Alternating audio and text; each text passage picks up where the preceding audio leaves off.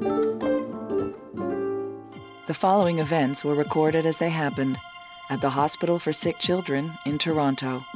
In this episode of Life's Little Miracles, Liam's airway surgery.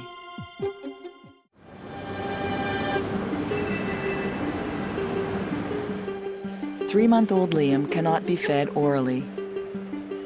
Food becomes lodged in his lungs, resulting in pneumonia.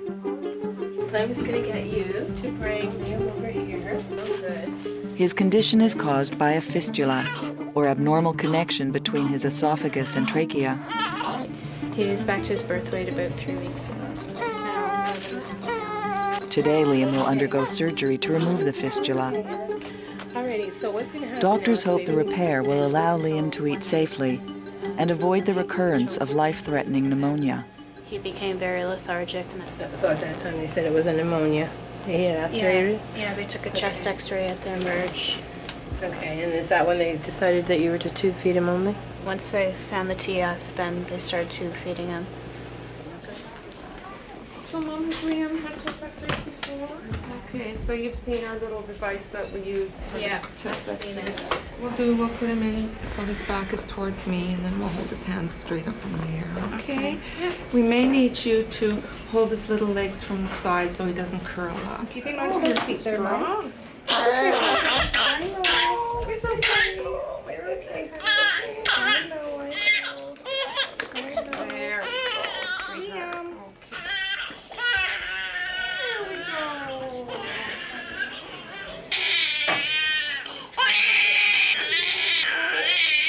There we go.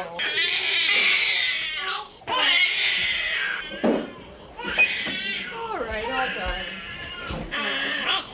There we go. And here's Mom. So you can get him dressed and the clothes will be ready in about 5 minutes.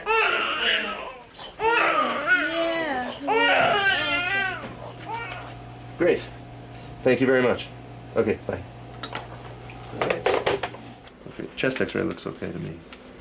It looks improved, certainly improved from before, because he can't find any evidence that there's a problem. Oh, really? Yeah, so that's it. We're ready to go. Okay. So as soon as the OR is ready, then you'll go down there. You still plan on going through? Yep, we'll go through the neck on the right side.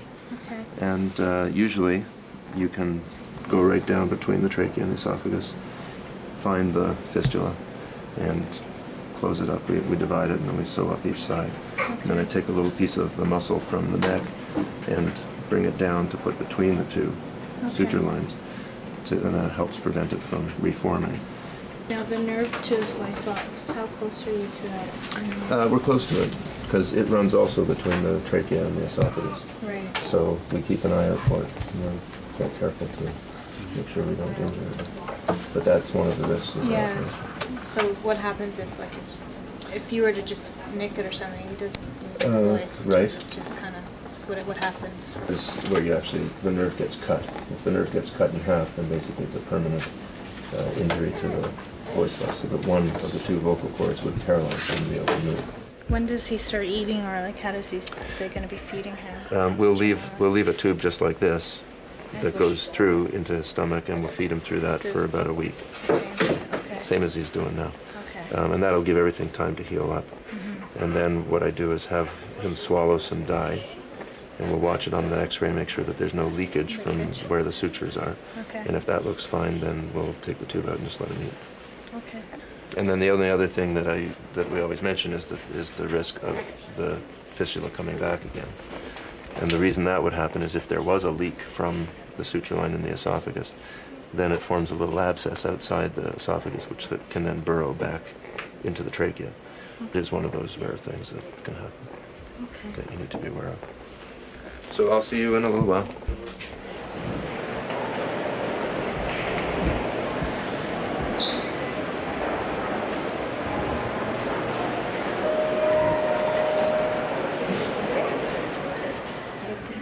Did you have any questions for me? I already asked the anesthesiologist, so I'm pretty much okay other than take care of my son. I'll take very good care of him.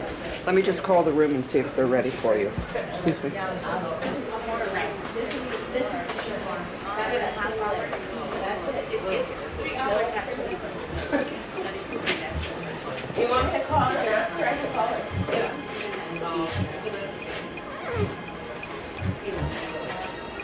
You have to go to the RNS control. Oh, sweetie.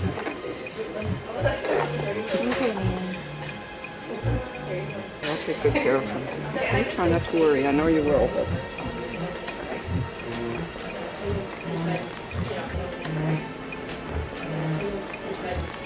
Okay, sweetie. And they would teach me.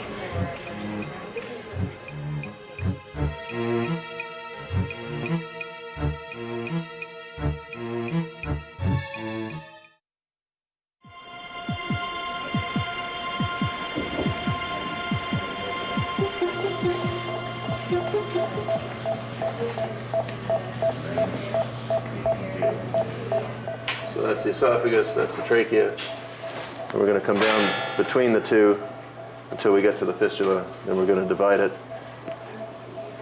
Like that. Put some stitches in here. Put some stitches in here. Take some muscle from here and lay it down between the two. And that's the operation. Starting.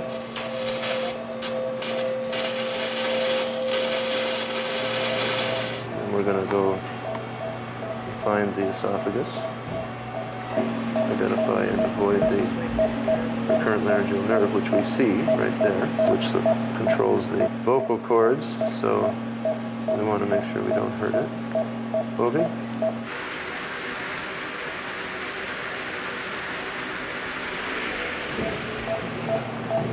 What's on the other side? I think that's the fistula right there. Yeah, I see it. The big white thing.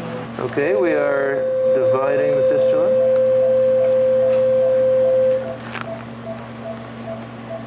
Can we have a little saline, please? And I'd like you to just give a couple of puffs. Give a couple of puffs of air, and we'll just make sure that there's no leak from this trachea. Yeah, that's good. There's no leak. There's no bubbles. Looks good. Okay. Very nice. Okay, and then put the stir strips this way. Okay, this is subcuticular. This is subcuticular and then some stir strips. Okay, thank you very much, sir. Thank you. That's good. Everything's fine. We're all done. It went very smoothly, no problems. You know, the thing that connects the two, the esophagus and the trachea, we just cut it in half and then sewed up the little hole in the trachea and sewed up the little hole in the esophagus. And took a little piece of muscle from the inside of the neck and put it between the two. Just in case there is a small leak from one or the other, it should keep them apart and prevent it from recurring. If there's any weakness of his vocal cord, it'll just be because of some stretching. But I don't really expect that to be a problem either. So what happens now? Will he be in the critical care unit? They're waking him up. They haven't got the breathing tube out yet, but their intention is to take it out. Okay. And if it comes out, then he'll go to recovery room, usually spend 3 or 4 hours there. And then he'll go to the ICU overnight. So in a couple of days, he'll probably go home. Wow. So then it's just a matter of just going on regular life then? Yep. He just starts eating? Yep. Wow. Okay. Yeah. Thank you. Okay, you're welcome. See you later. Bye. Hi, Mom. He's wonderful. It went amazing. He's really good. They just finished the surgery now, and we haven't seen him yet, but we're just waiting to see him. I don't know. He stays in the critical care unit for a couple of days, I think. Okay, bye. Sure you leave now? She's relieved. I'm so shaky I can't even think. My mind's like in heaven. Oh my gosh.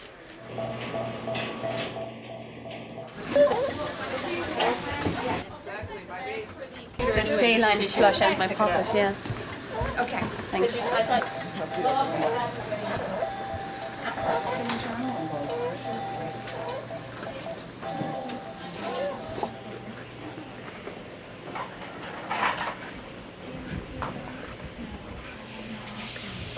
The tube's new to you then? Yeah, thanks. Yeah, my understanding, he was a bit stridorous. He was sort of collapsing his airway, and that's why Yeah. they put the tube in. So how long do you think he'll be in here? Well, as long as he has the tube, number one, the ventilator. See how he does, as long as it's all up to him.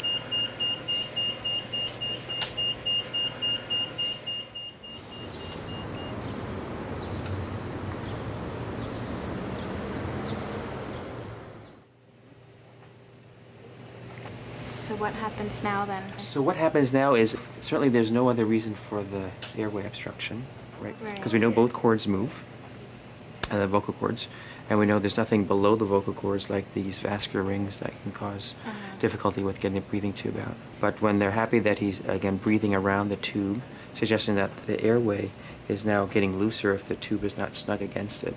And then we'll give him some steroids to boot. And but we like to make this a final go, because every time you put it back in, you cause swelling again. Yeah. It's gonna be like this for a while.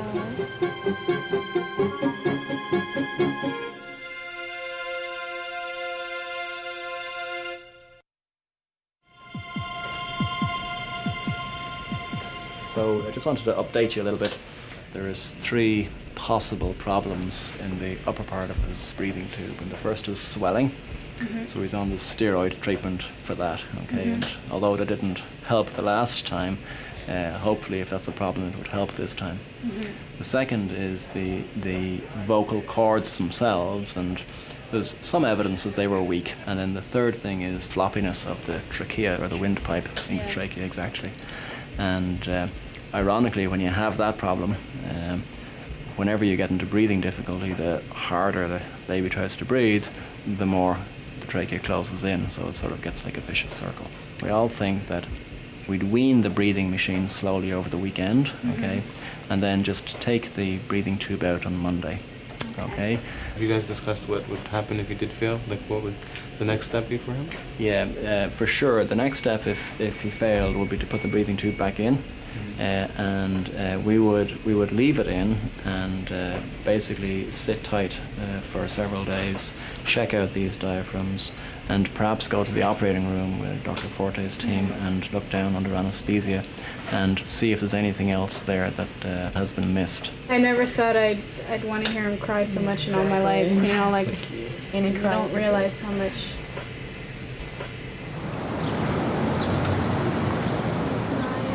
Are you just giving a smile? Yeah. Oh, your first smile. Yes, your first smile.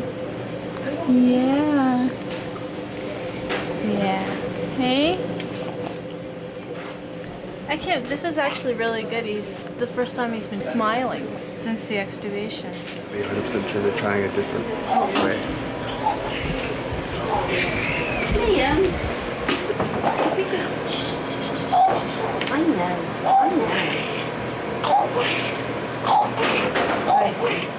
Give him another swallow, please. Okay, mag up on it and take a real image. Do you see the fistula better? Yeah, turn him a little bit more towards supine. Yeah, how's it look? Oh, hey, Dr. Lang. I think we saw a fistula. It's going to be around here, but we showed it better. And you can actually see, like, on the video we'll be able to see. There was one little spot there that... Well, it's not good news or bad news. It's actually a little unclear. There was a couple of times where the dye that he was swallowing appeared in his trachea, and it was unclear whether that was kind of spilling over the top as he swallowed, in other words, kind of going down the wrong way, or whether there was another fistula or a recurrence of the fistula from the esophagus into the trachea. So as we were doing the swallowing study, it really was not that clear, and I just could not see any leak in the esophagus at all. But there was one little time during that study when there was a little bit of stuff in the trachea as well, but it could have come over the top and gone into his trachea. So I don't think that there's any recurrence there, but we're not 100% sure. So what we'd like to do is try feeding him and see how he does. If he does fine, then I don't see any point in doing any more tests and things if he's doing fine. I hope it's everything. So we'll just see how he does. Right now he's breathing really slowly. He's very calm. Are you all right? I'm nervous. If he actually does well, I think I'm It's the first time. So the first time, the kids don't always do that well because it's their very first time in a while. Right. Let him feel the nipple. Is that Check him around, honey bun. Do you want to do a little suck? Oh dear. You want me to actually do this? Hey? Yeah. Yeah. Okay. Ready? Come on.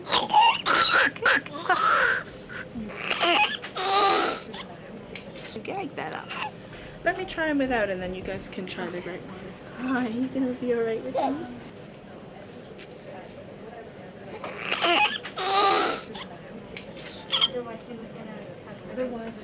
No, he's telling us he's not ready yet. But it's been a long time, so we'll work at it gradually. Because he's telling us it's so clear that he doesn't want to do it today.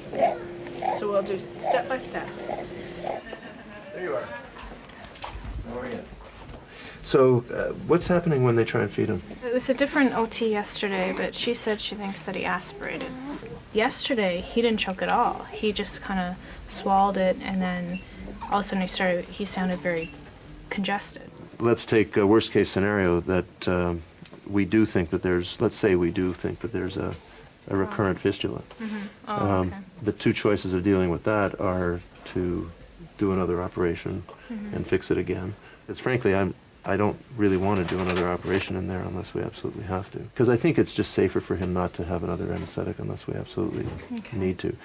Sometimes kids who have problems with their swallowing have more trouble with really thin stuff, and they can do okay with thicker stuff. So in that situation, what we'll often do is just thicken up their feeds. And that may be a way of getting around it.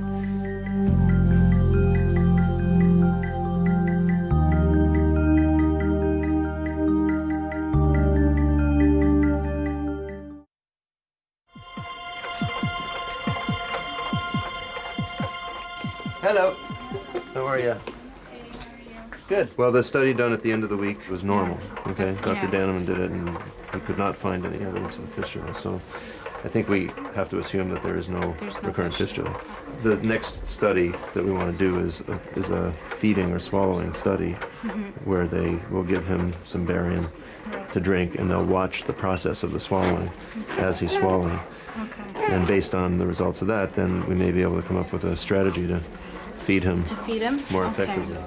So I was thinking I would start with thick liquid for the study so that I don't want it to be a negative experience right away, and then he might not continue for us.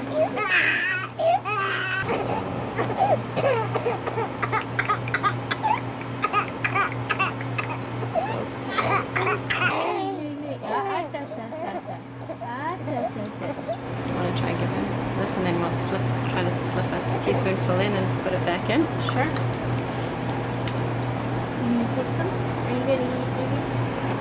Are you gonna take your soup? You want some of this?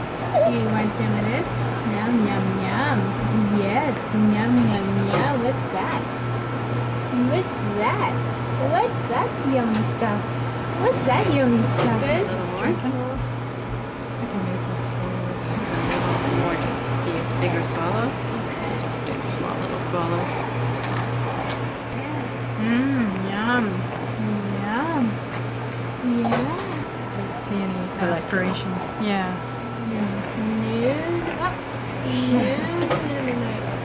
He's enjoying it. So we want to try to see as much as possible for him to kind of suck it off the spoon, because then he's ready to swallow. Oh, okay. Wow, you're good. You're doing so good. Yeah. You are. You're messy, messy one. He's too cute. Dr. Langer came and spoke with me and said, if we feel comfortable until home care gets to the house, then we can take them home. But they're going to give us all the supplies and everything. But if we feel comfortable, then we get to go home. Here, good luck with everything. Thank you so much. No problem. Bye, Miriam. Bye. Bye. Take care. Say hello. Hello. Hello. How are you? Pretty good. He's huge. He's big. He's heavy. He's a huge boy. Everything. So where are we at with him? He started taking the bottle. So he'll take usually about 40 cc's, and then he stops. He doesn't want it. And then that's when I'll give him the spoon. Is he coughing and choking when he swallows? No. So all that kind of trouble he was having originally is It's gone. better now? Yeah. Well, I think a lot of this is probably just behavioral stuff, Yeah, that's it. And eventually they get better from that. Yeah. Yeah. I'm pleased that he's not coughing and choking. It sounds to me like his swallowing mechanism is better. Yeah. And he's certainly well nourished. I mean, he looks great. I mean, he has no oral aversion, that's for sure. Okay, thank you. Take care. Bye, Dr. Meyer. Yeah.